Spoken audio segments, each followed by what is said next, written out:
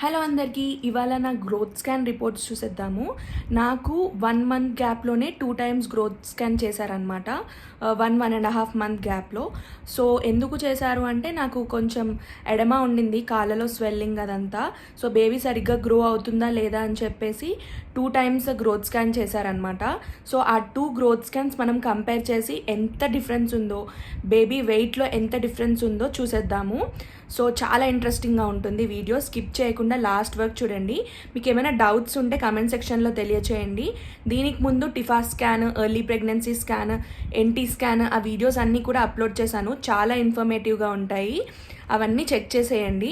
So let's get in to the growth scan. So ఇవే అనమాట నా 2 గ్రోత్ స్కాన్ రిపోర్ట్స్. ఒకటేమో April 1st, ఇంకోటేమో May 9th చేశారనమాట. సో వీటి రెండింటి మధ్యలో డిఫరెన్స్ ఏంటి అంటే, సో LMP అంటే లాస్ట్ మంత్ పీరియడ్ ప్రకారం ముందు చేసిన దాంట్లో 1st June ఇచ్చారనమాట డెలివరీ డేట్.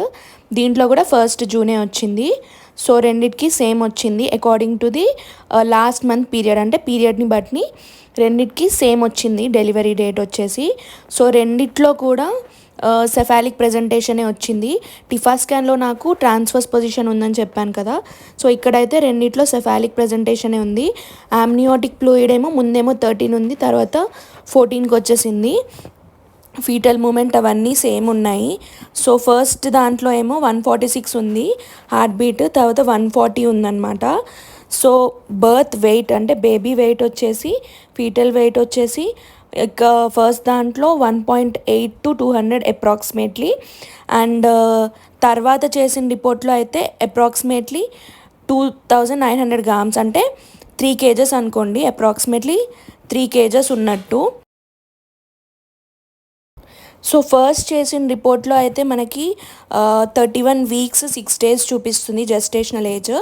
తర్వాత చేసిన దాంట్లో 36 weeks 2 days చూపిస్తుంది. సో డేట్ ఆఫ్ డెలివరీ అంటే ఫస్ట్ రిపోర్ట్లో డెలివరీ డేట్ వచ్చేసి 28th May ఇచ్చారనమాట. సో సెకండ్ రిపోర్ట్లో వచ్చేసి మీరు చూస్తే 4th June ఇచ్చారు. చాలా డిఫరెన్స్ ఉంది, ఆల్మోస్ట్ 1 week డిఫరెన్స్ ఉంది. సో మీ బేబీ జెస్టేషనల్ ఏజ్ బట్టి అండ్ గ్రోత్ బట్టి కూడా చేంజ్ అవుతూ ఉంటుందన్నమాట. సో సర్విక్స్ లెంత్ ఇచ్చారు ఫస్ట్ రిపోర్ట్లో, తర్వాత ఇవ్వలేదు.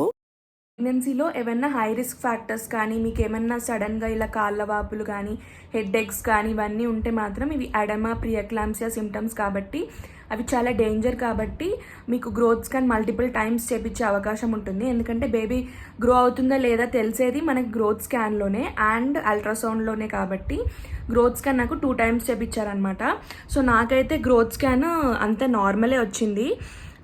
సో ఇప్పుడైతే నాకు కాళ్ళ వాపులు మాత్రమే ఉన్నాయి. టైమ్స్ గ్రోత్ స్కాన్ చేయించమంటున్నారు, ఎందుకు వేస్ట్ అని చెప్పి మాత్రం ఇగ్నోర్ చేయకండి. బేబీ గ్రోత్ అందులోనే తెలుస్తుంది కాబట్టి కంపల్సరీ డాక్టర్ సజెస్ట్ చేస్తే మాత్రం గ్రోత్ స్కాన్ చేయించుకోవడం అస్సలు మర్చిపోకండి. సో ఏదైనా కాంప్లెక్సిటీస్ ఉంటే మాత్రం కంపల్సరీ చేయించుకోండి. డాక్టర్ చెప్తే కంపల్సరీ చేయించుకోండి, మర్చిపోకండి. So that's it for the video. I hope you all like this video.